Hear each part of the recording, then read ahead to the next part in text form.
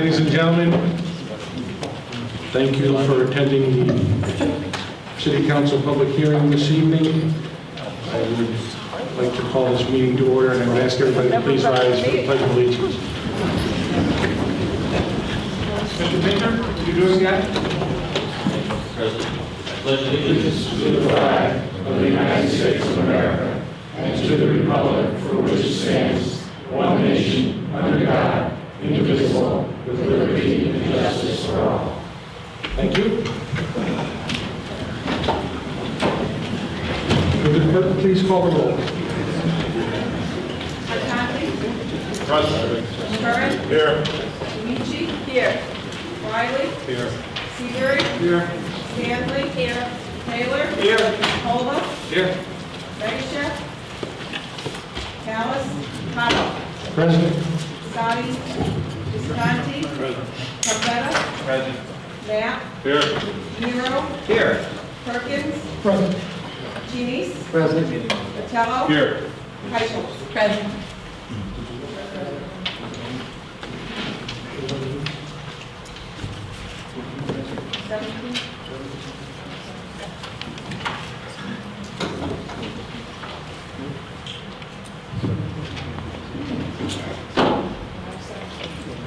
The record reflects that we have 17 members present. We have Mr. Nagerseth, who is out of town. We have Mr. Sadi, who I believe will be here, he's probably just delayed in traffic. And Mr. Hallis is also delayed in traffic, and we have one vacancy.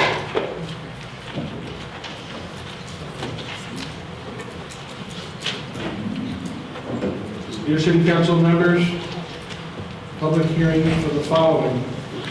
Neighborhood Assistance Act, item number 1.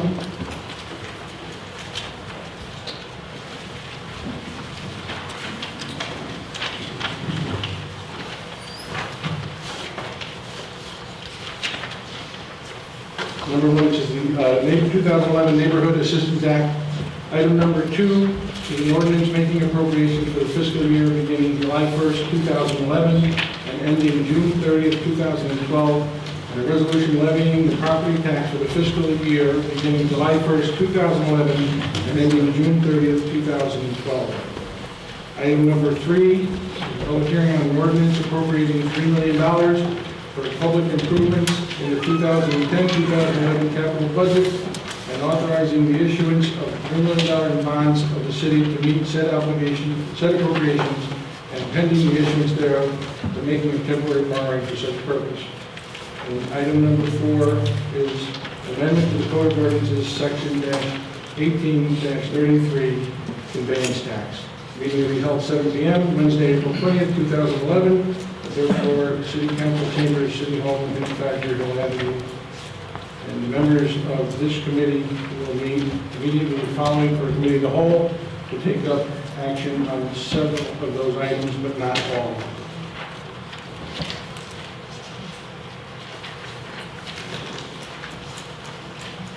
This evening is an informational session for the council. We are here to listen to the members of the public tell us their comments on these items that are before us this evening. We don't answer questions in this portion of our meeting, but we will, if you ask specific questions, we'll ask them when we go into the committee of the whole. We encourage everyone here this evening, if they have any questions or comments for us regarding these items as we take them in order, to please come forward, state your name for the record, and make sure the clerk has a clear spelling of your last name before you walk away from the podium. Is there any member of the public that wishes to address the council on the 2011 Neighborhood Assistance Act? Ma'am?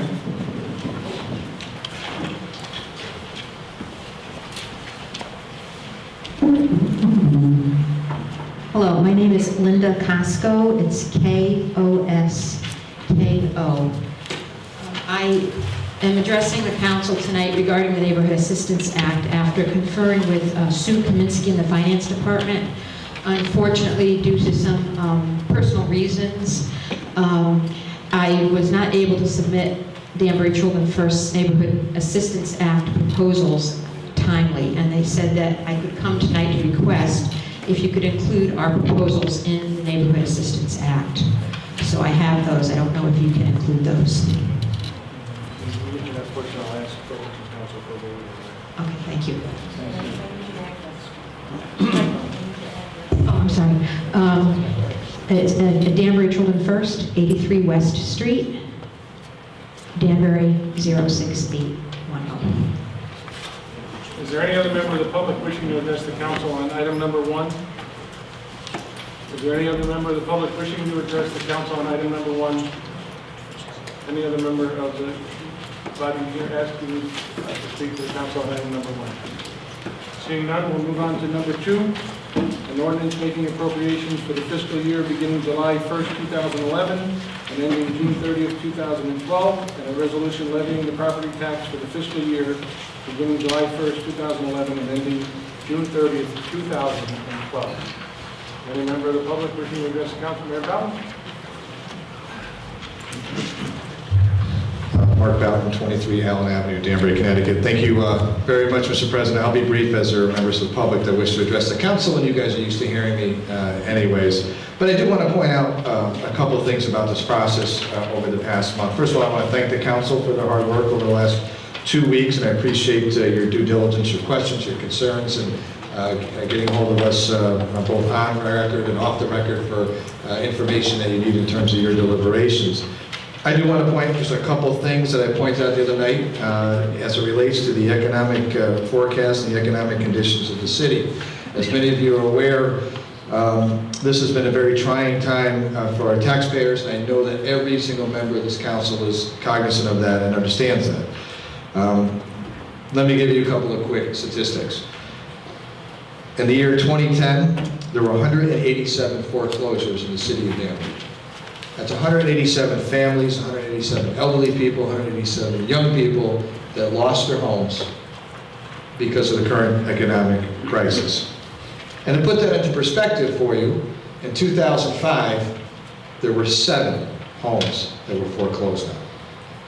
So I think you can pretty much understand the pressure that our families are facing, the pressure that our young people are facing, the pressure that our seniors are facing. At the same time, in 2005, our unemployment rate was around 3%, maybe even a little bit less than that. Danbury's historically had low unemployment rates, one of the lowest in the state of Connecticut. And even today, we have one of the lowest in the state of Connecticut. But right now, our unemployment rate is 8.2%. So it's almost tripled. So that indicates to me that, again, our families, our seniors, our young folks are under a tremendous amount of financial pressure. And I mention that to you because I understand the concern, and probably the biggest concern, which is the challenge we have in this budget, is our education spending and our education appropriation. We are proposing, and I'm proposing, a $1 million increase to spending. This is not a cut. For example, the city of Bristol is cutting $2 million from their current year budget. The city of New Britain is flatlining their budget, no increase. We're actually giving more money next year than we gave last year. Tonight around 5 o'clock, I was informed that a key grant for the school district, the Priority School District Grant, which is a direct grant that goes to the Danbury Public Schools, was restored by the governor and the legislative leadership, and that's about $250,000. Now, that doesn't mean they have $1.2 million. It just means that they went from $750,000 to $1 million, so it's certainly still a challenge for them. And I also want to point out that over the last 10 years, this council, many of you who sat in this council, were not afraid to invest in the education of our children. I'm a teacher. I came in here and argued for more money year after year. The Board of Education budget has increased by 32% over the last 10 years. Yet our student population has only grown about 10%. So we certainly have not only talked the talk, we've walked the walk. That also doesn't include other dollars that we spend on education. We have to put $1 million in the city pension fund for the paraprofessionals who participate in our pension fund but are employed by the Board of Education. It doesn't include all of the investments that we made on 2 new elementary schools, on Rogers Park Middle School, and Broadview Middle School, and all kinds of smaller projects, everything from roofs to drainage. And you've seen them all come through here tonight. Later on, we're going to talk about $11 million worth of boilers. It doesn't include that debt service that we pay for our buildings. So I guess my point today is we recognize it's a challenge. We understand, and I know that every member of this council wants to see our schools succeed, wants to see our children succeed. But we also have to live within our means and live within a budget that all of us can afford. And that is the balancing act that we try to strike. So I just wanted to thank you for all of your service. I know sometimes it's difficult. I've doubled everybody's salary in the budget. I know you don't get paid anything, just in case you want to know. But I do appreciate your time and your caring about our community. Thank you, Mr. President. Any member of the public that wishes to address the council, Mr. Fox?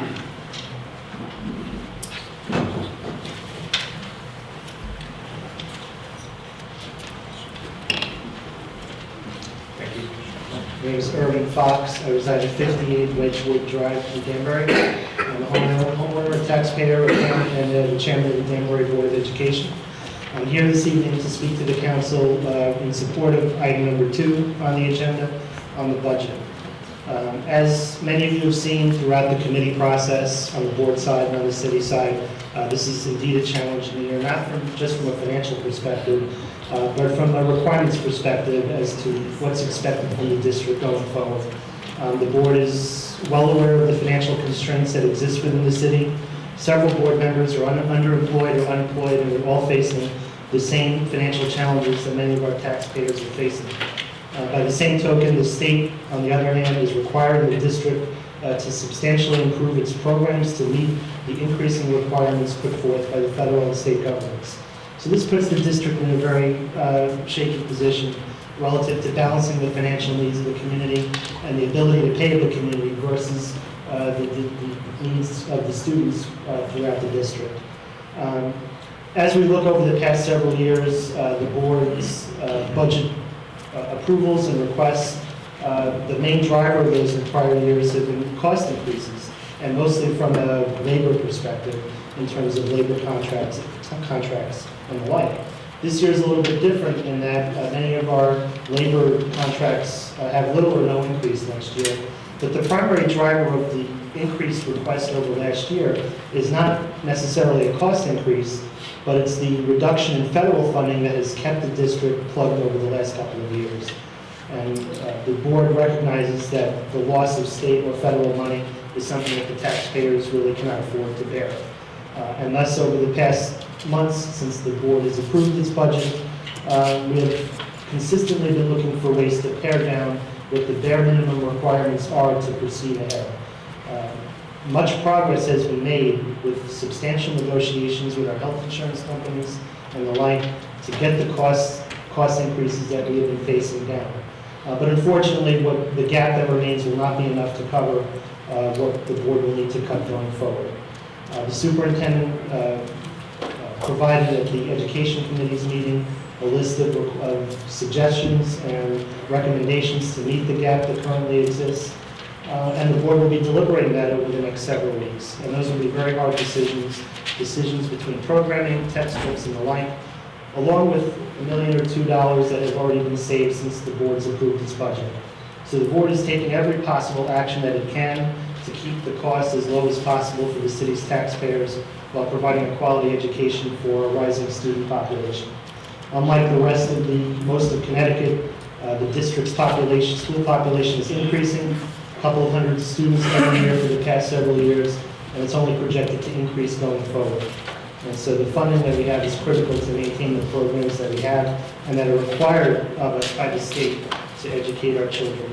One last point I would like to make in that much is talked about the state's ECS formula, which is a major source of revenue for the city in terms of funding the schools. And much has been made of keeping that dollar flat, especially given the state's budget deficit. But in this climate, flat is not good enough, at least for our taxpayers and our students. The state really should be funding a much higher percentage than it does. Right now, the state's only funding about 17% of what the costs are, which is very low compared to what they need to be. And just for comparison, take a town like New Britain, which has a very similar economic demographic and a very similar population. They get roughly $50 million more of state money than Danbury does. So I think going forward, this is an unsustainable situation, and it's imperative for all of us, both elected officials, residents, taxpayers, parents, and the like, to really press hard on Hartford and all levels of state government to make sure that the funding formula, which at this point really, there's no one in Hartford pressing to make changes to the formula, to make it a little bit more equitable for towns like us. That really needs to change going forward because the cost increases that will occur just from inflation will be unsustainable, especially in a district that's growing such as ours. So I urge everyone to press hard for as much as they possibly can to make funding fair for our school district. With that, I'd like to thank you for your time and consideration, and have a good evening. Thank you. Mrs. Waller?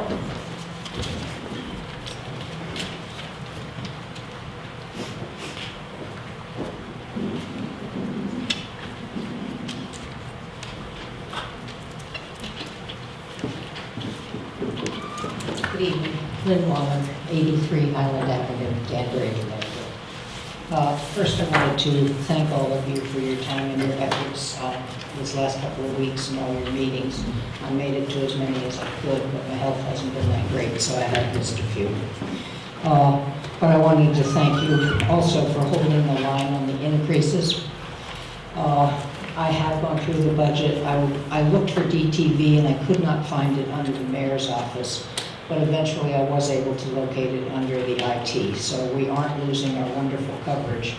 And I urge you to continue that. You have no idea how many seniors watch it from home and pay attention to it. So I know it's difficult. I know it's probably going to cost you some money this year because there have been some problems, but a lot of us appreciate being able to see it. I wanted to thank you for the senior housing and the funds you're going to be bringing in from selling the police department. I still prefer we were watched out over by you all and not a different person, because it's very hard to get in touch with him. We've been trying to get in touch with Mr. Maloney and he's not even in town, so you can't find out what's happening or what's going on. And I know I can reach all of you under FOI. I don't believe I can reach him under FOI. So I also wanted to thank Mayor Boughton, Mr. St. Hilaire, all of you, and the school board for working as hard as they have on these budgets. The council borrowing for the buildings is okay by me. I think we need to keep our buildings up to date and able to be there for the kids and be there for us so that we don't have to completely knock down a school and start from scratch. So I think the money you're putting into that, even though it means borrowing, is a good idea.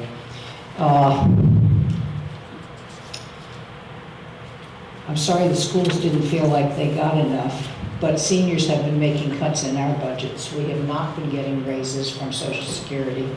I'll be honest with you, our pension is $412 a month. It does not go very far. And when you don't get a raise from Social Security, the bills keep going up.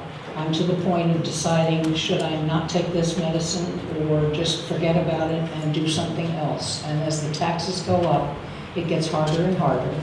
And that's why I appreciate all of the efforts you've been putting forward. I know our 412 doesn't match what everyone gets when they retire, but my husband had been with his company 23 years, and that's what we got as a pension. So count your blessings. When you get half of your salary or more than that, that helps. I'm very concerned, and I probably shouldn't speak about the conveyance tax, but the fact that it's doubling, I think that really hits people when they sell. You try to figure out what you're going to get from your property, and when the city steps in and gets 0.5%, somehow I'm just not sure that's right. And I know the state approved it, so I'm not picking on you all, but it really hits when you're trying to use those few dollars. We've already lost $100,000 in the value of our home over the last few years. And then to have the state come, or city come in and take more from us when you're trying to figure out what to do and where to go, I don't think is really great. And I think that was all.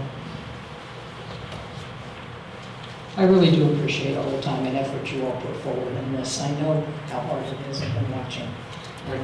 Thank you. Appreciate it. Is there any, Mr. Janelli?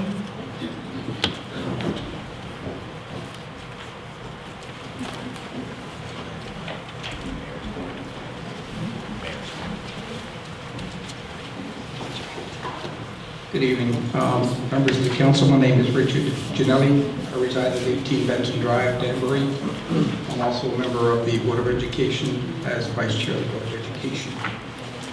First, let me thank you for the $1 million appropriation to our school budget. We all know that there are difficult times that we are in, and it's a hard decision that you must make for the city as a whole. I continue to say it's not your own willingness to pay, but your inability to pay. However, do understand that $1 million will go to pay for health insurance increase. Also be mindful of the great job that our finance director, Mr. Longo, has done. In about 10 days, therefore, about 10 days ago, we finalized the increase to health insurance to a 4% increase as opposed to the initial 12% that they were looking to increase us. In addition to the millions we have cut over the budgets in the last few years, we're still faced with over $2 million in cuts, not only in staff, which is estimated at a net of about 25 positions. However, this includes the eliminations of language classes, tech educations. We've reduced the books budget by $200,000. We're looking to eliminate full-day kindergarten. We're looking to cut $50,000 from the Head Start programs. The last two are the most vital, essential qualities of education for early childhood learning. Kindergarten and Head Start play so much of a role in our children's education. Please understand the impact of these cuts, not only now, but 3 years from now. That's when you will see the effect of them. I know we can't get blood from the stone, but I ask that you find some ways to help us save some of our programs. And most important, let us all realize that the education in Danbury is a community problem. It's not solely the problem of the Board of Education, nor the parents, nor the mayor. And now more than ever, we need help to save our children's education. Thank you for your time. Thank you, Mr. Janela. Is there any other member of the public wishing, ma'am?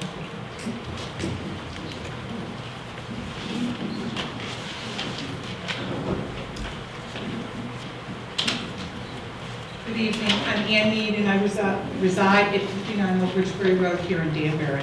I also work for the Danbury Public Schools as well, overseeing some of our early childhood programs and our before and after school programs. As others have addressed tonight, the issue I'd like to address is about the education budget. I've just spent the last 2 days at a conference with several of our Discovery community people throughout the state. And the issue around budgets and everything has resonated throughout our day's work. In Danbury, our Discovery work is titled the 3 R's, that all Danbury children aged birth to age 8 are healthy and ready for school and lifelong learning. As the goal of the 3 R's becomes a reality, we are on the cusp of seeing our results. For the past 5 years, in conjunction with the city, the public schools, and the community at large, we have worked to build the education system we have. We are beginning to see the fruits of our labor. However, the proposed education budget as recommended will erode the work we have done to date. This erosion needs to be considered from several angles. As a community, we need to consider the moral and ethics of our decision-making and do the right thing for children. Saying we need to all share the pain is not the right thing to do as children become the victims of this mentality. This year, the Danbury Public Schools is experiencing its lowest functioning kindergarten class. The children this year lack basic foundational knowledge or the schema to build further learning on. Over half of the students in this year's K class has no previous formal preschool experience. This leaves them without the experiences that many of their peers have had to build their repertoire of knowledge on. As Piaget would put it, you can't force a square peg into a round hole. A child who does not have sufficient start or many experiences does not catch up. I'm sure you've all read the statistics of children who fail in school and the direct correlation to the juvenile justice issues. Last year's elimination of the paraprofessionals already eroded away at the integrity of kindergarten. Suggesting further cuts to the budget that eliminate full-day kindergarten only further eats away at the K experience. This slippery slope of erosion is detrimental to all future learning and our ability to prepare children well for future learning and to the economic base of our community. About 300 of the incoming 850 projected kindergarten children for the next school year will not have that previous schooling. Kindergarten needs to be a place that helps level the playing skills of all children's skills. Now, however, kindergarten teachers spend time helping children with their most basic skills, self-help skills, putting on their coats, tying shoes, learning to sit at group time, helping children handle meals on their own, and learning how to ask a friend for a toy. Rather, teachers in the full-day kindergarten should be teaching skill sets necessary to further learning. First grade teachers remark on how they see a distinct difference between children who have full-day versus part-time K. In these hard times, so many of our children come to school without breakfast, from single-family homes and from situations that do not support the social emotional development of children. You may ask, is it really the school's responsibility to teach these basic skills and to support their development? Yes, it is. Imagine your own child or grandchild coming home from school excited about the work they've done during the day. With a big smile on their face, they present you with a piece of artwork or a paper showing you how they wrote their name. Weren't we all proud of this as parents and as grandparents? A large majority of the incoming K children don't know how to hold a crayon, have never experienced what it means to paint a picture or to write the letters in their name. Please restore the money in the budget so that we can continue with full-day kindergarten is the right thing to do. It is not only logical, but it makes sense to do it the right way. As ugly as it is, a small increase to the mill rate that will help sustain our educational system is the right thing to do. As John Donne said, no one is an island. We must all band together to support our youngest children from birth to age 8. Don't let the work that this community has done to support the young children and their families be a waste. Continue to see our youngest children thrive in a community that puts its priorities into solid education. Thank you. Thank you. Is there any other member of the public? Ma'am?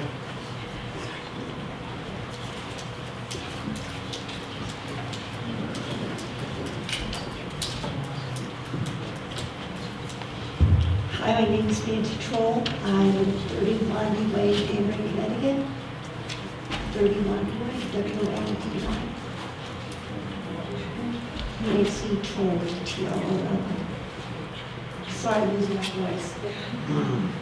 Well, hello, everybody. I'm shocked that I'm standing up here. I hate talking in public. It makes me very nervous. Don't be nervous. No, thank you. All right. I'm a 20-year resident of Danbury. I'm very proud to live here. I love it here. It's a wonderful place to live. I'm very happy. I have 2 daughters. One is at Danbury High School. She's a 10th grader. My other daughter is a 7th grader at Broadway Middle School. And I've been very happy with the experience we've had. Wonderful teachers, wonderful administration.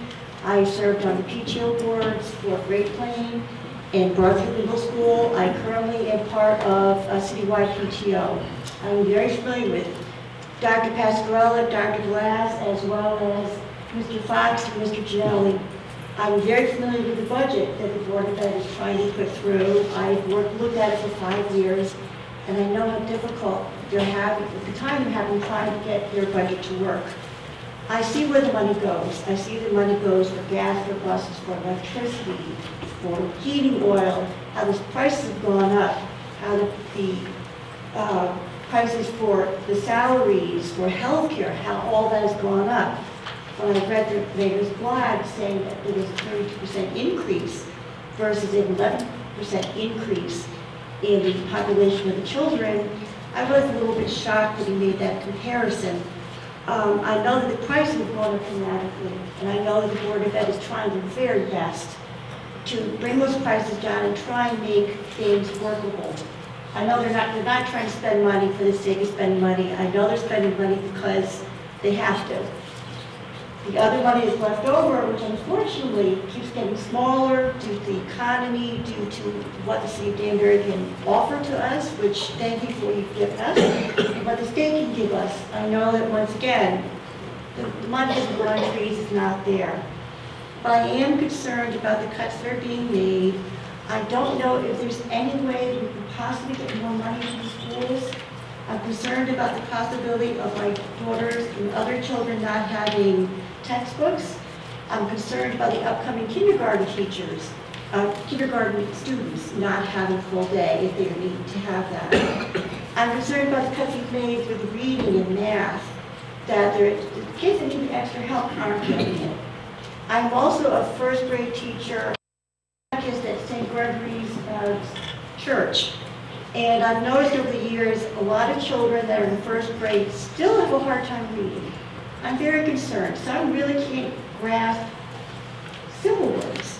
in first grade. So I'm concerned that if we do cut back on time that teachers have and aides and things like that, although I know we don't have the money, I'm concerned how it's affecting our kids. And frankly, all of you, I'm tired of hearing about how other countries have better schools, their students are more intelligent, how America is failing their children. And I really would love if we could show them all that we are, amazing, that all our kids are amazing, that we are going to be the ones that succeed, and that we are always going to be, an amazing country, an amazing state. So thank you for your time. Thank you. Is there any other member of the public wishing to address the council? Sir?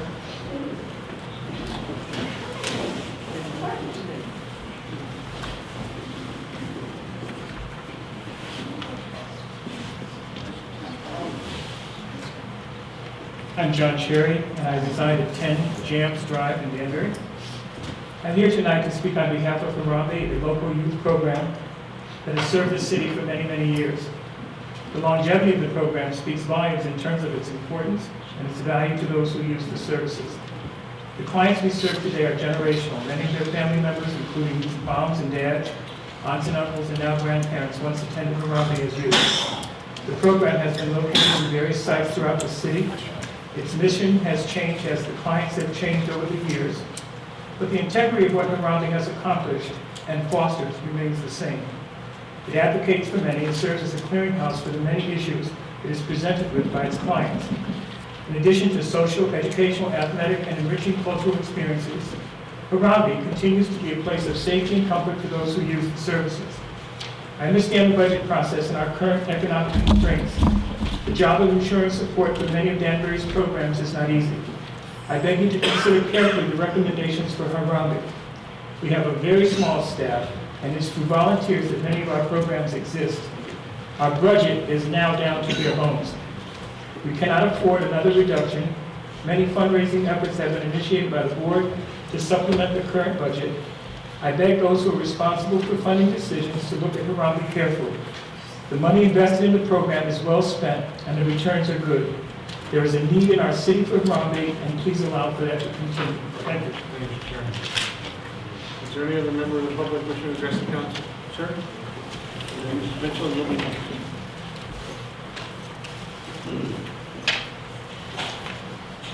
I'm a former resident of Danbury, Newtown, Connecticut. I live in Will New you just York. state your name for the record? Norman Riley, R-L-E-Y.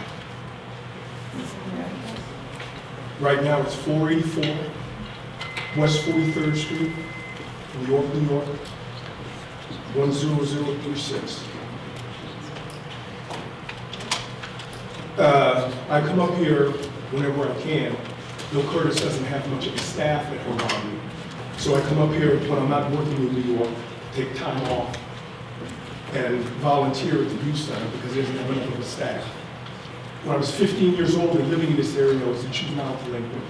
I was arrested, was thrown out of my house at 16. I was able to go to the Harambe Youth Center.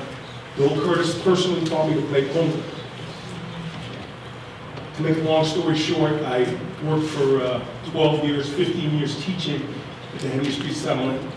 I worked the last 18 years touring with Harry Belafonte, whose people may disagree with his politics, but he's a distinguished gentleman regardless.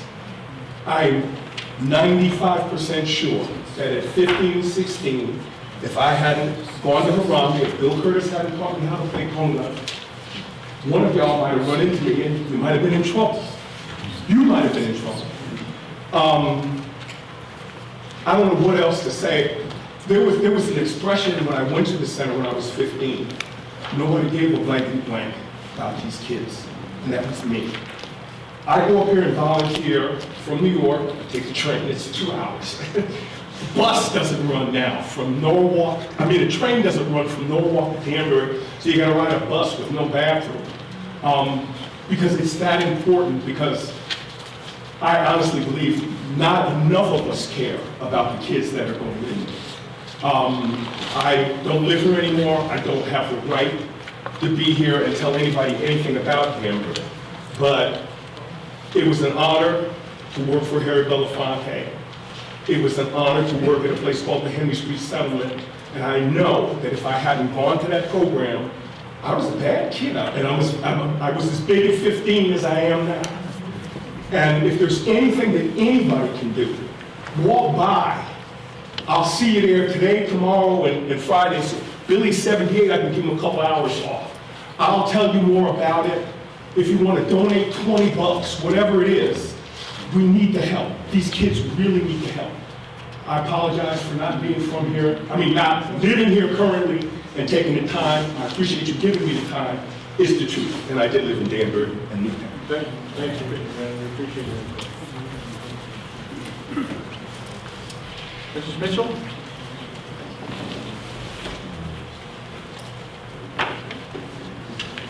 I'm Margaret Mitchell. My family owns property at Park Place and Main Street in Danbury. I was lucky enough to be able to attend all of the budget meetings, and my feelings have changed since the education meeting on Thursday night. That was a very good meeting, and I didn't know if you should actually hold the line on the education budget. I was wavering. But then Friday, someone came and used lime green spray paint to do graffiti all over my building. And then Saturday, we had the typical flood at the south end of Elmwood Park, but the streetlights weren't functioning. So someone drove into the police barricades and broke them. And then the next couple days, $400 worth of stuff was taken out of my yard. So I'm feeling very beat up and feeling that I, as a little person, just can't possibly pay any more taxes. Little things happen to you in life, and when you add them all together, they turn into big things. And I would like to encourage you to hold the line on the budget the way it is. It makes me sad because Bill Curtis has been on the Main Street neighborhood, taking care of the kids for, I don't know, I think 28 years. He's been there forever. My mother and brother used to give him $20 when they had $20. Maybe someone will see this on the cable TV, and maybe somebody has something that they can contribute to his program. His program was treated fairly in the overall everything. Each agency was reduced 10%, and his agency was reduced 10%. And I know that's going to be very painful for that agency. And it's hard to say, leave it where it is, when he's really made my life so much better by giving the kids something to do and having it all work out well. At the Education Ad Hoc, Mr. Riley hit a couple of my points. One of them was he had concerns if the solar panels were really going to pay for themselves in the 12 years that we've been told. I have concerns about that. And the other concern he has goes very deep to my heart. I come from a family where if you aren't dyslexic, we figure you were adopted because we are all visually and hearing dyslexic, and we can't imagine that anybody could show up and not have those problems. But we really don't want the school system to be spending a huge amount of extra money having us in special ed. Eventually, we're going to get the system, we're going to learn, we're going to come out here and try to have meaningful lives, and we're even going to stand up in public and talk, even though it terrifies us.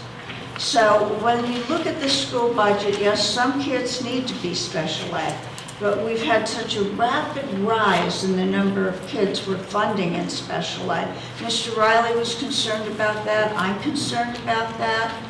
I don't want us conveying to any of the kids that they aren't okay, when in the long run, we all have to be okay, and we all have to keep putting one foot in front of the other. Mr. Arconti said we got to be pulling on the same rope in the same direction. That's very true. But to me, the AstroTurf over at the high school, I don't know, maybe some of you played in the mud. The guys that played in the mud when I was in school have turned out to be just exemplary citizens in Danbury. And there was no cushion under that mud, and the coach would get wood chips or sawdust and sort of try to dry up the mud a little bit for the guys. We only have so much money. If we want to spend it on 4 AstroTurf fields, then we've spent it. And it's not left to spend on something else. We didn't tell the young people to play in the mud. And it was a nice thing, I guess, but we've got to figure out what we need and what is just a want. I want to be 6 feet tall. I'm 5 feet tall. We've got to get this realistic, and we've got to have a list of needs and a list of wants and cut it down to the bottom line. Thank you all for working so hard on this. I was at all your meetings. You are the greatest. Thank you. Thank you, Mrs. Mitchell. Is there any other member of the public who wishes to address the city council? Mr. Gonzalez?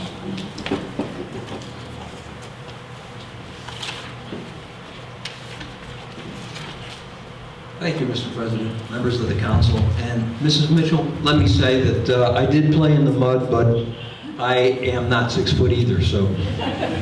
I'm very concerned about one particular aspect of the budget. Actually, I'm concerned about many aspects of the budget, and I have many opinions on them, but for tonight, I want to use my voice as an advocate for the crown jewel of our city, and that is our youth, and in particular, our school students.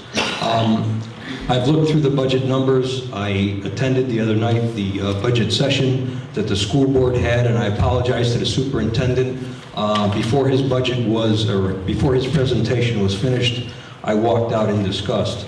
Not at the budget, but the implications of the budget.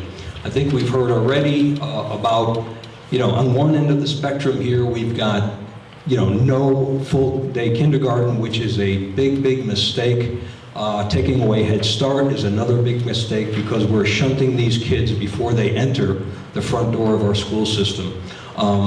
Having come from a family where multiple members of my family have taught preschool and kindergarten, I know how important that is. If we look at the other end of the spectrum, we see high school students who God only knows when this came about, but when I was in school, as probably many of you, I had a textbook for every subject. And now kids are having to borrow textbooks for one night to bring them home to do their assignment, to bring them back in so someone else can borrow them. That is not an acceptable situation. We've got at the high school level also now a condition where we've got up to 400 students sitting in the cafeteria taking study hall because there are no electives to take, and indeed this year we're looking at possibly getting rid of French. In the middle of this spectrum, I see a few schools that are failing, and I see overcrowded junior high schools. So I guess my point is, I know it's a very, very difficult budget year for a lot of reasons. I know you all are trying your best to appropriate the money to keep the railroad running and also look out for our children. And I know the school board is certainly doing their best to do the same. But all I would ask tonight is if there is a nickel that you can take from any other place, please see that it gets to our kids. Thank you. Thank you, Mr. Thomas. Any member of the public wishing to address the council on item number 2? Is there any other member of the public wishing to address the council on item number 2? Any other member of the public wishing to address the council on item 2? Seeing none, we'll move on to item 3. Folks, there's a clerical error in the meeting notice. We received for public improvements. It should read 2011-2012 capital budget.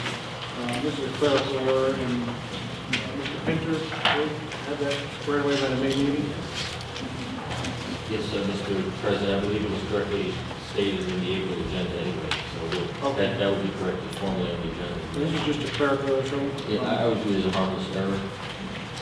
when I read the notice, read it as it's posted, or read it as it should be correct? As it should.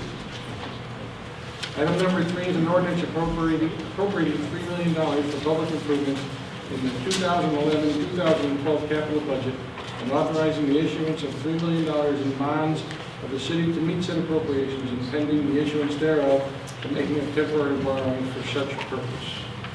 Is there any member of the public wishing to address the council? Item number 3.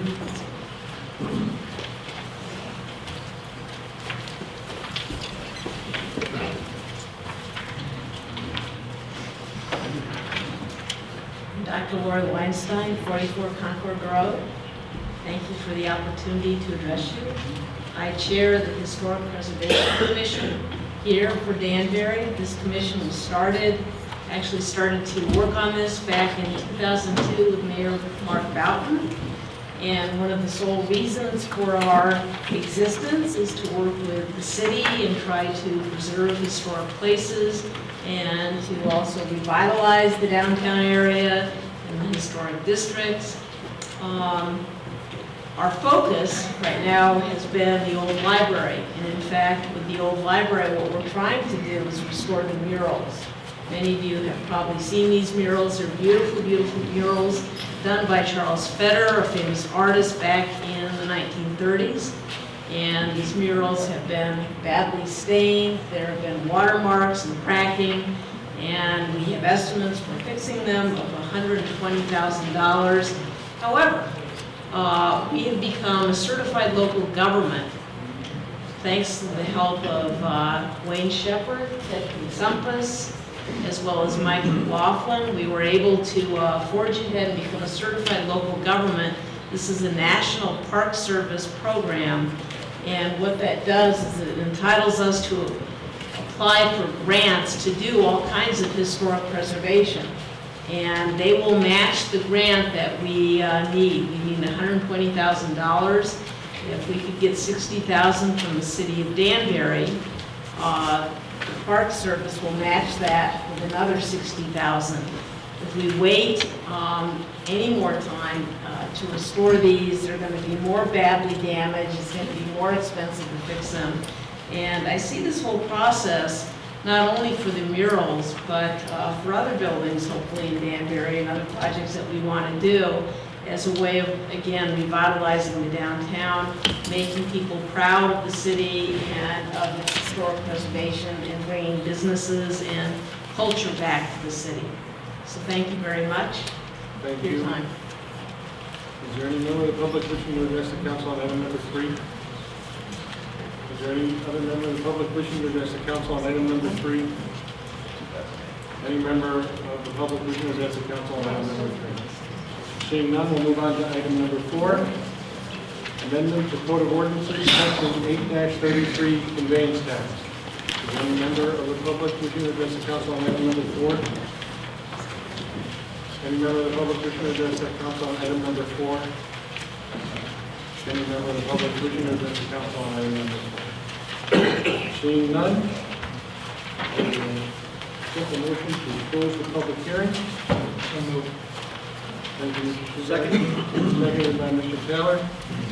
All those in favor of closing the public hearing signify by saying aye. Aye. Anybody opposed? Anybody abstaining? Okay. Public hearing is closed. Thank you, ladies and gentlemen. I will now open the committee to whole for item number 1 and item number 4.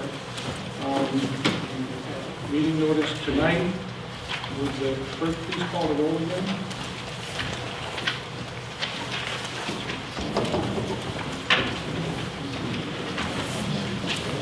Markowski? Here. Curran? Here. Amici? Here. Riley? Here. Seabury? Present. Stanley? Here. Taylor? Here. Caldwell? Here. Callis? Here. Cabo? Present. Zadi? Rosetta? Present. Knapp? Here. Nero? Here. Perkins? Present. Dees? Present. Vitello? Here. Teichl? Present. For the record, reflect the 19 members present. Mr. Mayor Shep is out of town, and there is 1 vacancy on the city council. Okay, ladies and gentlemen, on item number 1, which is the Neighborhood Assistance Act. I think what I'm going to do with the council is go to Mr. Pinter about the Danbury Children's First request and our legal obligations. such to that matter?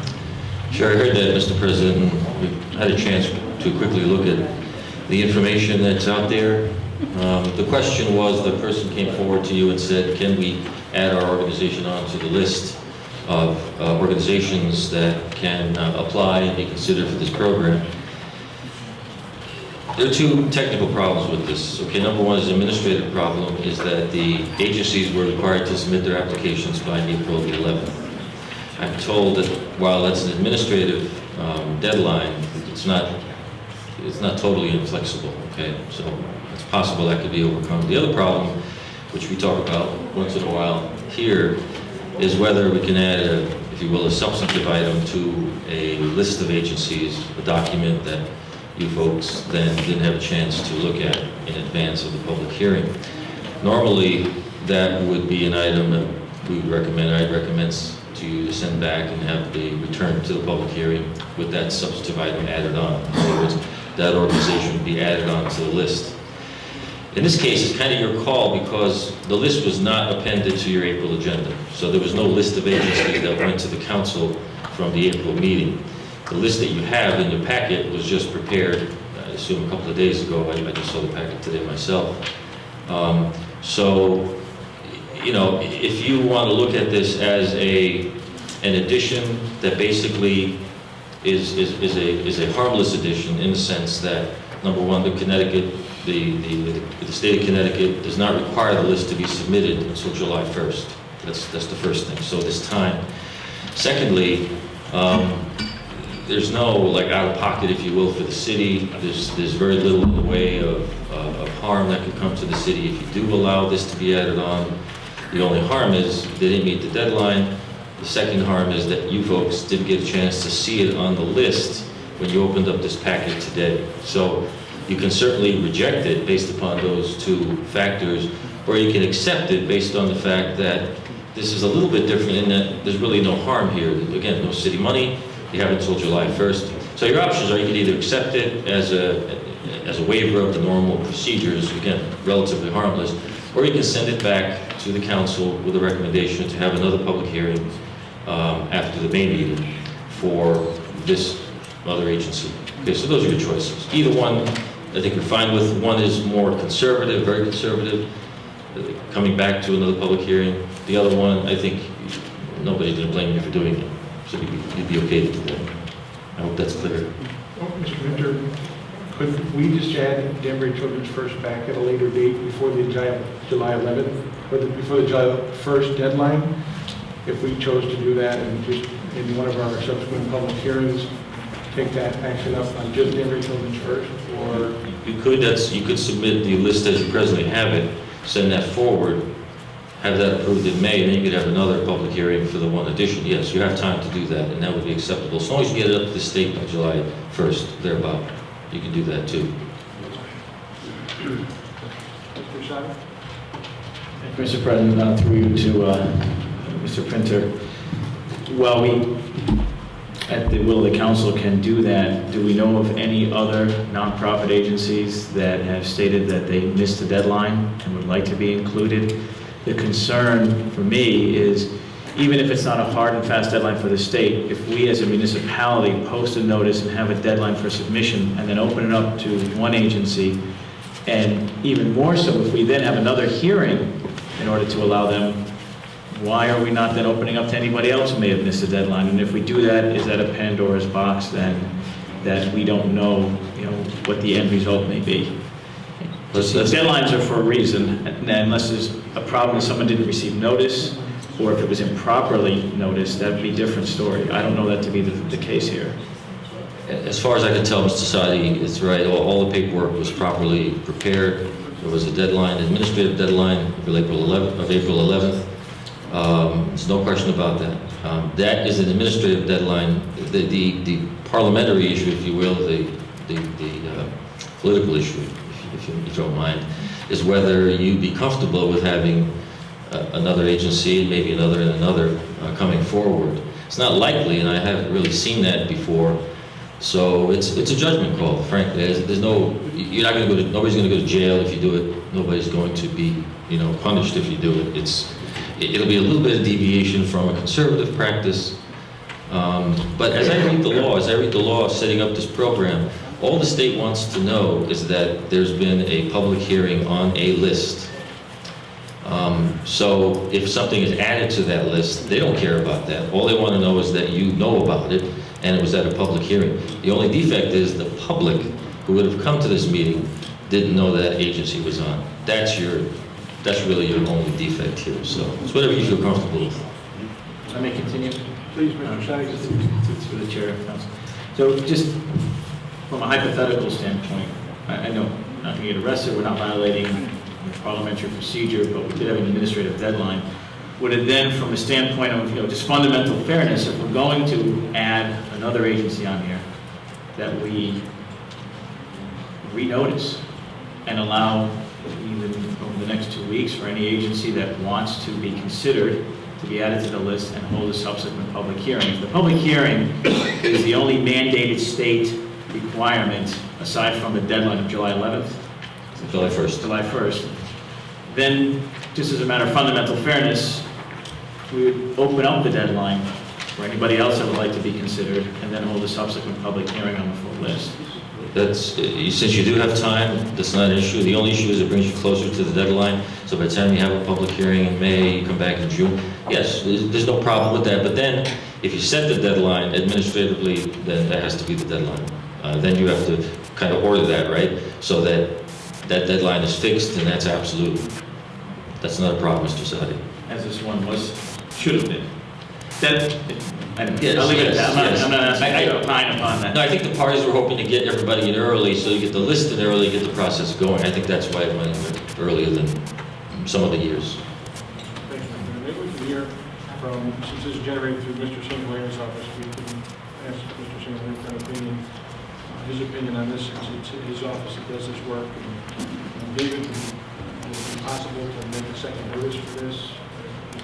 Leave that with your office or staff and timelines, and just speak to us on that? Yeah, I mean, basically, we would go through the same process that we did before. It'd be pretty tight to get it in before July, I'll be honest with you, because you got to do all the mailings and notices. And, but I think you're not going to get the kind of, onslaught that you did the first time, because most of the people got it in on time that wanted to get it. So, you'll just be checking the field to see what's out there. I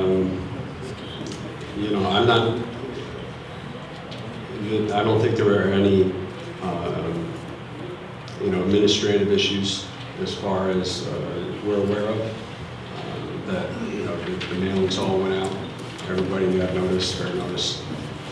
So in that regard, everything that was supposed to be done was done. Thank you, Mr. Chini's? Thank you. Mr. President, can I hear from Connecticut Children's Board? I'd like to ask her a question, if I may. Certainly.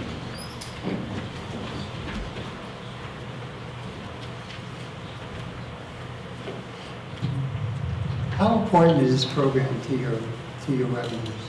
In the past, have you collected money through this program before? Yes. In this current fiscal year, we're anticipating just over $16,000, which comes from corporations. They get a 60% tax credit. So it both benefits our programs for parents and their children, as well as the corporation, might make a donation, but they also get the tax credit. Is it the same corporation year after year that does this?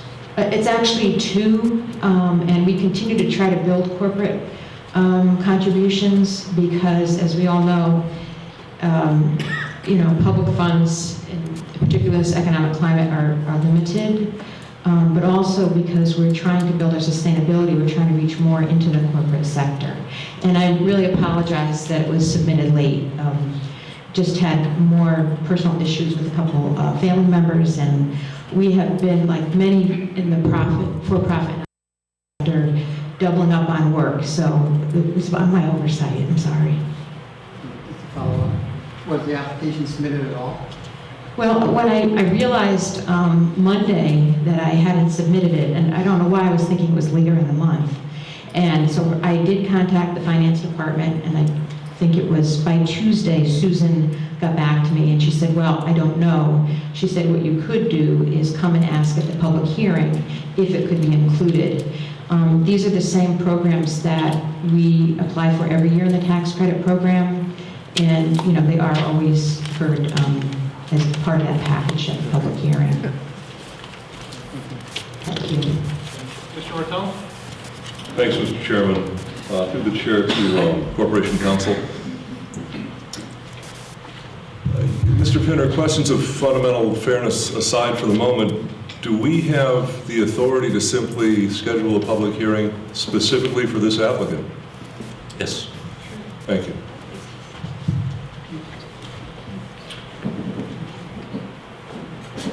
At this time, I'll entertain a motion. Mr. Michi? Thank you, Mr. President. I'd like to move to recommend the adoption of the resolution and to authorize the named agencies, including Danbury Children's First, to apply for and accept funding in the form of tax credits from the state of Connecticut through the Neighborhood Assistance Act. Second. Motion's been made and seconded by Mr. Cheese. Any discussion, any further? Mr. Sadi? Just a point of clarification on the question. Is that motion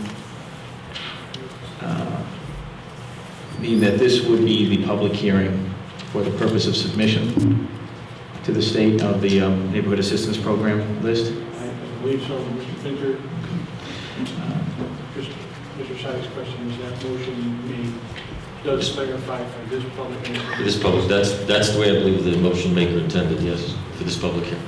And this is saying, Mr. Chairman, I'm going to have to oppose the motion as it stands on two grounds. One, again, I think that the issue of fundamental fairness is of concern here from the standpoint of notice. We do have deadlines, even though they are administrative for a purpose.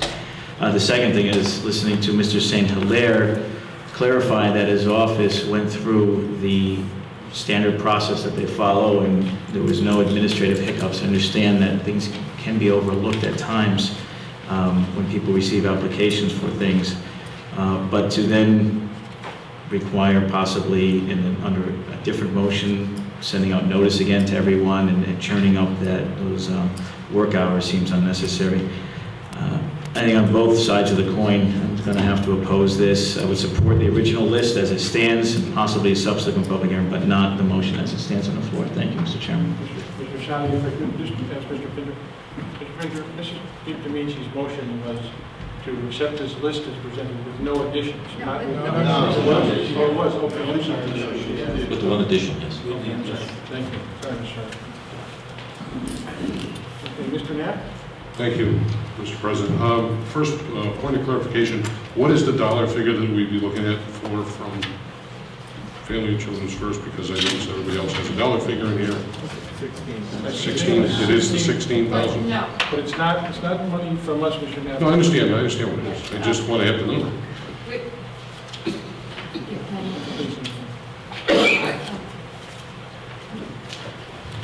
We actually want to try to increase our corporate donations, so as in the past, we have 3 programs that I have the applications with me, just in case I could hand them in. Would be for the Parent Leadership Training Institute, $24,000, which is similar as in the past. People Empowering People, $20,000, and Parent Involvement in Education, $20,000. So those are the maximums that we can give out in tax credits. And we try to get as many donations as we can in for each of those 3 programs. And if I could add, I remember a few years back when I sat on a grant committee here, we had a group before us that pretty much was in the same scenario. And the fact that there was a problem with the organization, they couldn't get their application in the time. And at the time, we as a board felt that it was going to create some type of a problem down the road with other organizations that might be in front of us. So as much as I know these seem like very worthy needs for money, I too will be opposing this for the simple fact that I think it's important that we do hold our ground on the deadline that was created by the Finance Department. Thank you. Thank you, Mr. Raquel? Yeah, it's more a point of order. I just need to get the motion clear in my head. It's to accept this with the addition of the petitioner. Is that correct? the way I understand it, yes. And what would the total be that the petitioner is looking for? I heard 3 figures. Do we have a final number? We just have to flip the page.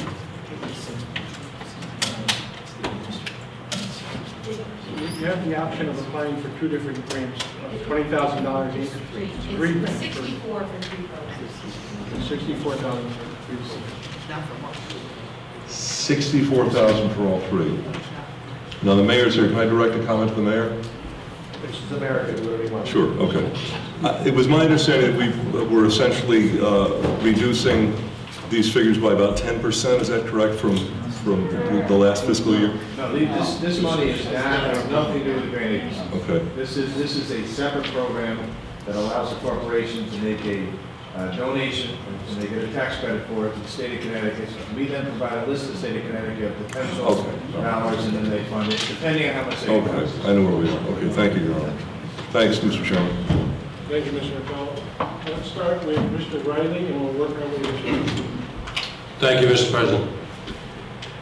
While I could understand certainly the importance of your agency and the importance of the dollar figure, I also tend to feel that Councilman Sadi has a good point, that we have to be careful, very careful, that we don't set a precedent.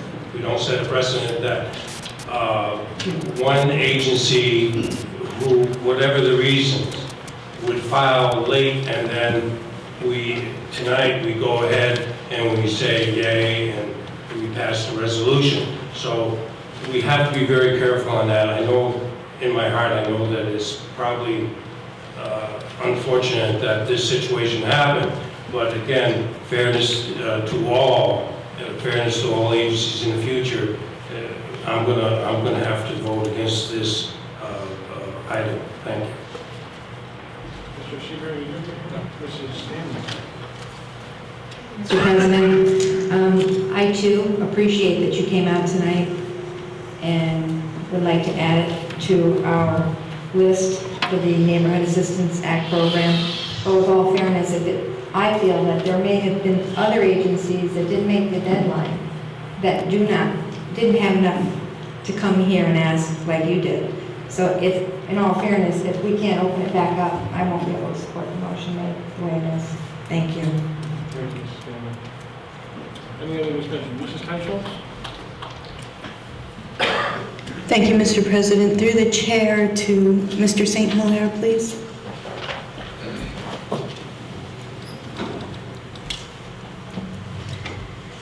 Did you say earlier that this was to be submitted earlier this year than it normally is? No. Oh, okay, because I thought you had said that you thought we could get this in sooner so they could start the process in the state. No. It's the same timeline as we have every year? Yeah, keep in mind, this is a program that offers an enhanced tax credit. You know, the businesses may still make a donation and get a tax credit. This just offers an enhancement to the original credit that they would. Yeah, I was just asking about the application itself. Cheese? Thank you. Well, I know, there seem to be issues regarding procedure, but I think we have an opportunity to help a nonprofit. Given today's economic times, the city cut back 10%. The Board of Education is not getting what they want. I think we have an opportunity here to help a nonprofit get at least $16,000, which they may not get if they're not on this list. We have an opportunity here to help somebody. I think we should at least look at it and grant them their request. It doesn't cost the city anything. It's a program that offered by the state of Connecticut to help nonprofits. I know in the past, I know the finance director, this council almost missed the application once because we didn't hold a public hearing in time. I remember we had to have a special meeting to have this public hearing to make the July 1st deadline because we as a council almost missed it. So in all fairness to nonprofits, we're not consistent with the application date, when the due dates are, but we have changed it in the past. Sometimes they're in April, sometimes they're in May. So we're not consistent to when the application is open and when it needs to be submitted. So until we finalize a due date that we're going to stick to year after year after year, I think we should grant her request. Because, in the past, we almost missed it. So I can see her point. If you miss an application date, it does happen. We all miss things. But I think we should grant her the opportunity. Whether or not we have to hold another special hearing or another special meeting, well, that will cost the city money. Because now we have to post it, we have to notice it, and we all have to come back again, probably sometime in May to make the June meeting. Well, we also have to have a special hearing to approve it. So, I think that it's before us. It's only a $64,000 request to just put a name on the list. I don't see the big deal. Mr. Chair, Mr. Perkins? Thank you, Mr. President. Through you to Mr. St. Hilaire. Does this create like a huge logistical problem for us, or for your office maybe? Guys, I don't have a dog in this fight. It's really up to you. Whatever you want to do, it's fine with me. Okay. Follow up. Mr. Penter, just clarification. So if we approve the motion, this application gets added on as an add-on right now? You would be amending the list that you have in your package. So would we extend the offer to other people, or this stands as it is here and now? You wouldn't extend any offer by doing that, just you would extend the offer to this one agency. Okay, thank you. Thank you, Mr. Perkins. Mr. Seabury? Thank you, Mr. Chairman.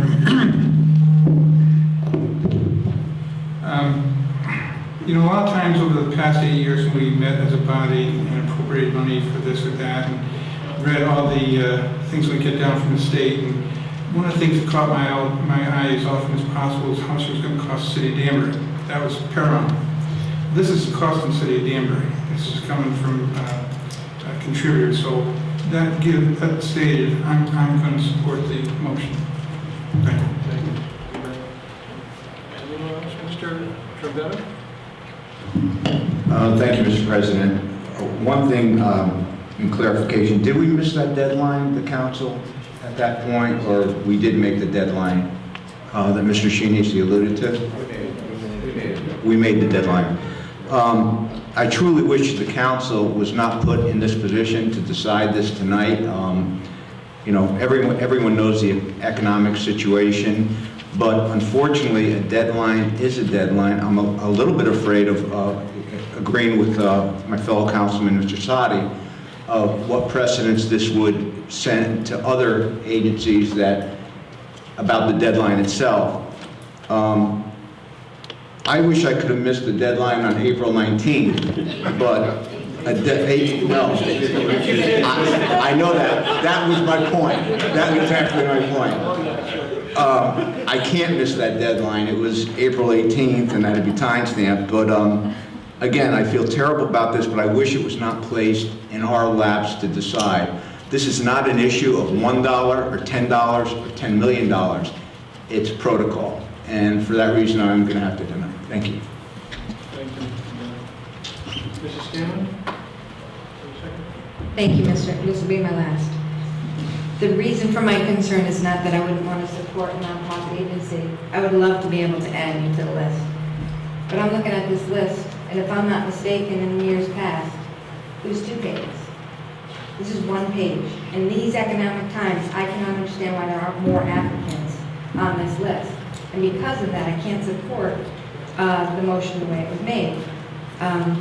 If there were more than 1 person sitting here asking for the same thing, maybe I would go along with it. As much as I would like to support Nancy's motion, being that it's 1 page and knowing that for the past 8 years that I've been on, or since it started, there's been at least 2 pages. So there might be a lot of agencies out there that miss the deadline. Unless we're not going to open it up, I can't support the motion. Sorry. Thank you, Mrs. Scanlon. I'd just like to speak for a moment if I could. Mr. St. Larry, you want to say something? Yeah.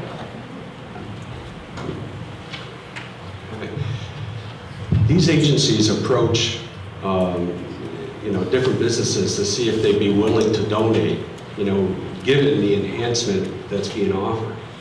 And as you correctly noted, this list is short, much shorter than it has been in the past, which means, even with the enhancement, there are fewer donors that are taking advantage of, of this enhancement. And, and now we do have somebody here that has found a few that are willing to make that donation if the enhancement is there. So I just wanted to make sure that that understanding is clear, that the list is shorter because, it's tougher times out there. And the enhancement means even more. Okay. Thank you, Mr. Chandler. If I could just, for a moment, so many times I think we're accused of being rigid and being inflexible and can't fight City Hall. And, I think this happens to be one of those times. And if Danbury Children's First was looking for the city to give up this money tonight or add this money back to the budget after the line that we've taken in this budget in our committee meetings, I would have a problem supporting that motion as well. But that aside, I think that because Danbury Children's First came tonight and took the initiative to come tonight and to approach us and ask us outside of the usual process, because there was an error in filing, date, timeline, I'm going to have to be a little bit flexible, and I'm going to support Mr. Chianese, Mr. Seabury, and the other members that spoke in favor of this, and vote to add Danbury Children's First to this list tonight. So I encourage you to think about it in the time we have before we take a call or vote on this, and let's move forward. Thank you.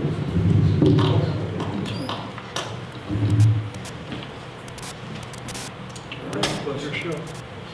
Motion has been made to move the question by Mr. Pollard. Second? Second.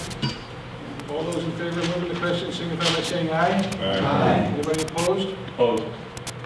Let the record reflect that Mr. Rotella and Mr. Perkins are in the negative on moving the question. Motion carries.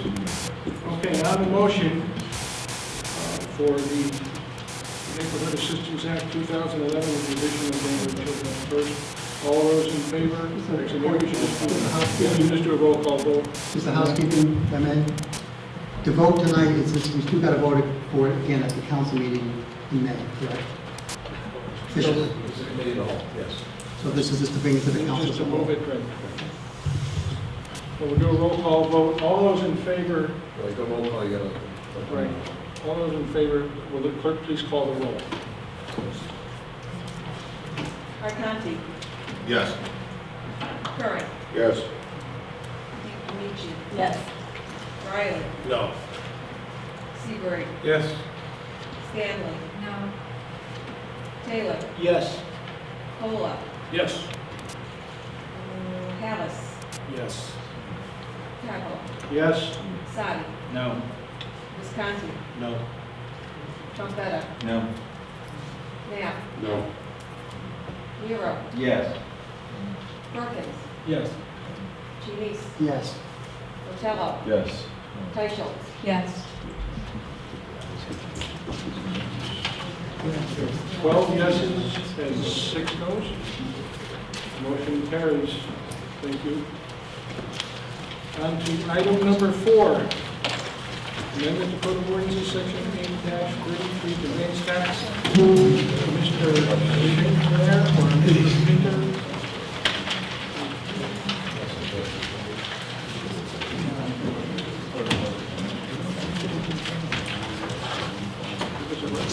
Mr. President, what you have before you is a proposed new ordinance, which will be situated in Section 18-33 of the Code, based upon the governor's proposal to allow a local option to add an additional 1/4 rate, percent actually, for the local conveyance tax. The legislation would provide the adoption of this ordinance to do that, so that the local share would essentially be double what it is now. as a share of the conveyance tax for any, for the value of any conveyance that's over $2,000 as stated in the ordinance. So if you adopt this ordinance tonight, if you recommend its adoption to the councils, the legislation will probably not be in effect until the later of the filing and publication of this ordinance, or July 1st, which is the anticipated adoption date, effective date of the state legislation. So it's basically very simple. You'd be allowing the city, permitting the city to embellish, enlarge the portion of the conveyance tax it keeps by 50%. Thank you, Mr. Pinner. Mr. Robbins, you want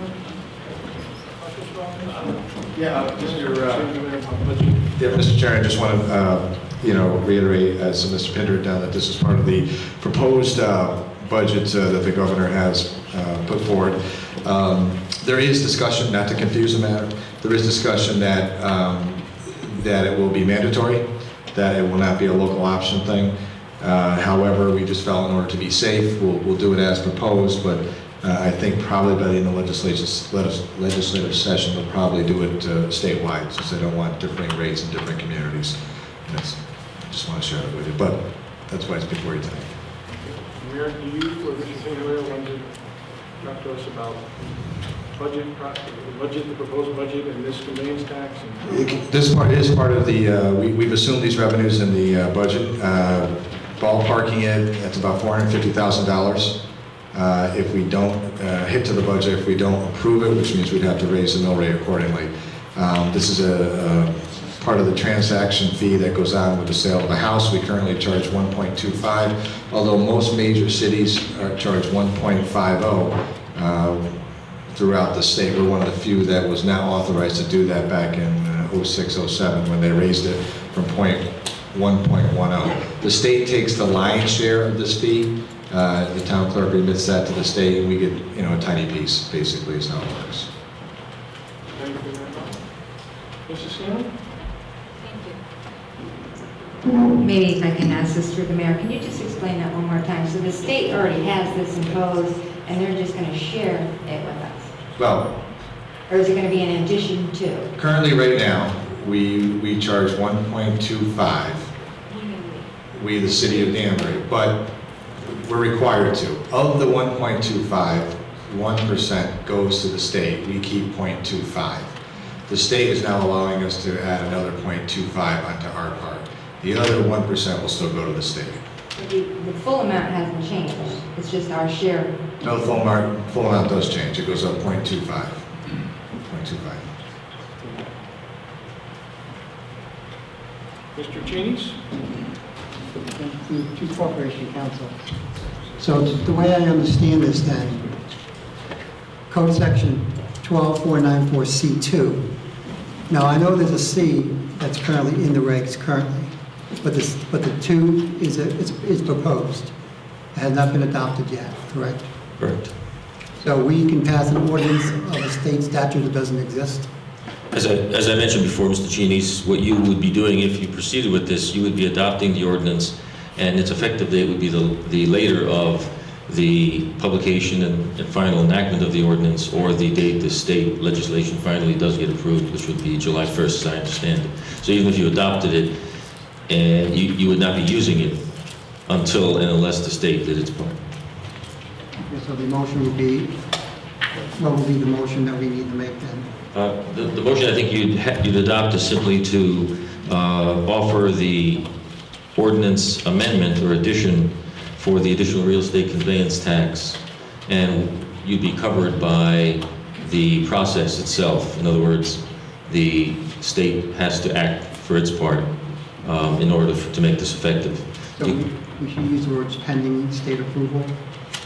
You can, you don't have to. If it's clearer for you, you can do that.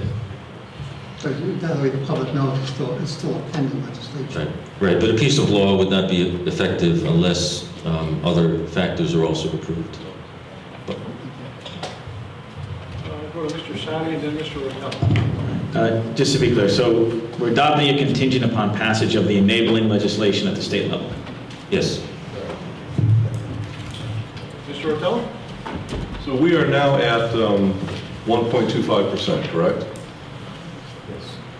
And of that 1.25. 1.25%, that first 1% goes to the state, and 0.25% stays here in Danbury. Presently, that's the case. So we want to go up to 1.5% overall, which is essentially a 20% increase. We're at .0075, right? Don't go there. You're close. We're at 20%. I'm just using the mayor's narrative. I mean, I heard 1.25%. All right, let's use mayor's narrative. We were at 1.25%. 1% was going to the state, 0.25% was staying here. We want to go 20% to 1.5%. That 1% still stays with the state, but now we go from 0.25% to 0.5. So by doing this, even though the tax itself increases 20%, for Danbury, it increases 100%. Is that correct? The state gets the same buck, the locality gets an extra quarter. It's one of those rare days when we can double taxes by only increasing them 20%. Is that about the size of it? It's pretty rare. Agreed. Very rare day here in Connecticut. Thank you very much. Thank you, Mr. O'Donnell. Mr. Seabury? Mr.